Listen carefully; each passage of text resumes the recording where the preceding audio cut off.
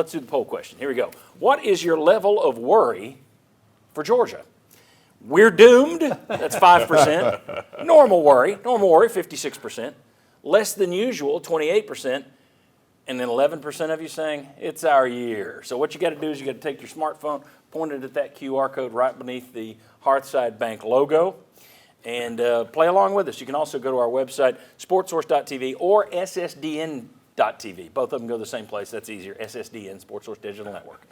Play along with us. I love following the mood of the fan base and watching that little orange lines move. That's fun, too. All right. Gentlemen, after 2 games, the Vols' depth is already being tested a bit. But does Georgia have the artillery to attack the Vols where they're missing 2 men, which is the secondary? Gunner Stockton has not looked great shake so far. He hasn't had a big day. He looked good against Marshall, but that's you got to take it into consideration. He has not had a big day. He didn't look great in Notre Dame in the playoff game when he was thrown into action. Is he ready for Tennessee? Do they have the weapons to attack Tennessee, where the Vols will be without Jermod McCoy, unless there's some sort of drastic, shocking change, and Ricky Gibson, who's gone for a long time. So your depth is going to be tested. But, Bob, does Georgia have the means to test you there? At this point, I don't think we know. But I think if you throw in the fact that you're missing 2 corners and the depth on your defensive line is also hurt, that to me is a part of the same story. Because Tennessee came in, the defensive line wasn't as deep this year as it was last year, but it was still really, really good. And you had 2 premier corners. And so now your defense has degraded that much in 2 weeks. So, I think Georgia's going to have the weapons to attack it simply because they're attacking guys now who are less experienced and less talented because they were backups.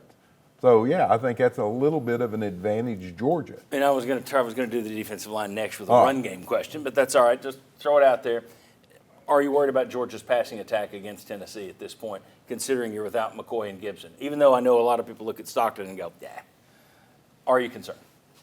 Yeah, a little bit, because I think Georgia's receiver group combined with the tight end, so their pass-catching options, I think are really good. I think Zachariah Branch from USC was a great get. Dylan Bell has caused problems for Tennessee over the last couple of years. And then we saw what the tight ends were able to do. So similar to what you guys talked about in the last segment about Joey Aguilar is going to be tested, Tennessee needs to test Gunner Stockton. They need to put pressure on him and force him into making plays, try to make him make some mistakes, because I do think that they can win on the outside with some of the guys they brought in if they get a chance to make those plays. Yeah, I think you still have to be some concerned about some of those seam routes that seem to give Tennessee fits, doesn't it? I mean, even yesterday, East Tennessee State hit ones for 40 yards. They don't line up right. But last year, Georgia led the SEC, led the country, I think, in drop passes.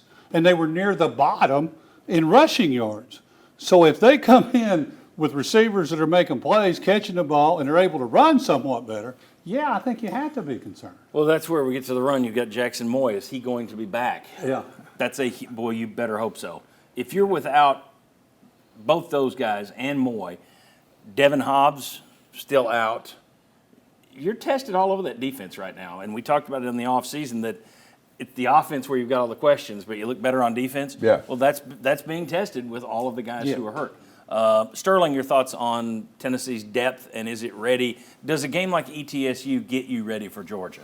I think a game like ETSU gets the second teams ready in case something happens to make the depth stronger. Yep. Now, what I believe is that our second teamers we have right now are better than some of the competition they've seen thus far. So it might be a test in our mind because our premier guys aren't ready. But what we got inside the stock is better than what they've seen so far. Better than Marshall and Austin Peay. That's how I'm putting it down. Okay. And see, I don't disagree with that. Yeah. I think that's a good point. But you're also going with the guys who are much less experienced. And that's where my concern comes, because I think Tennessee's recruiting, they've got talented guys, but you're less experienced back there. And so that's where my concern comes from. I get it, but the only way you're going to get experience is put them in. But put me in the game, coach. Put me in, coach. Let's play. Yeah, I didn't anticipate. We'll see how the picks go today. We'll see where you put the line.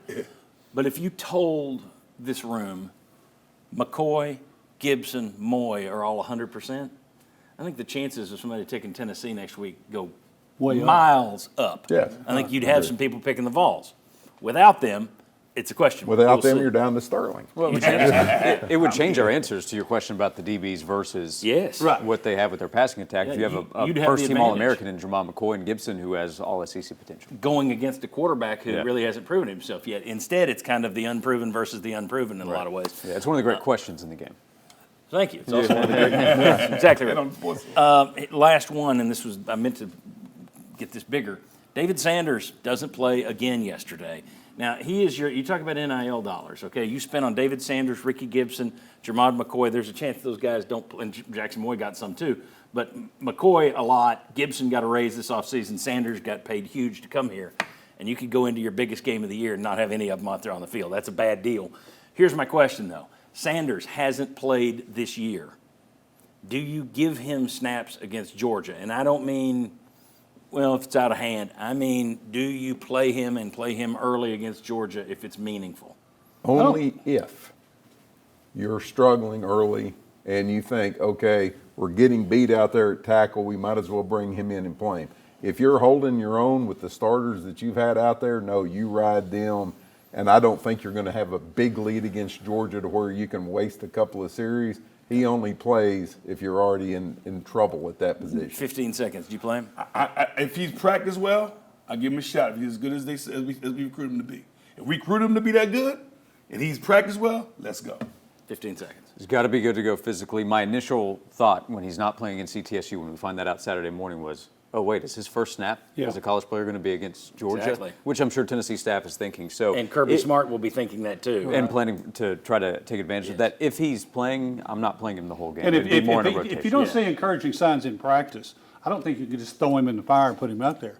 I think there's a better chance he doesn't play than he does play. And for the record, it's just the way the rotation works out. I got 2 offensive linemen on the show, and I asked them before this segment. They said no.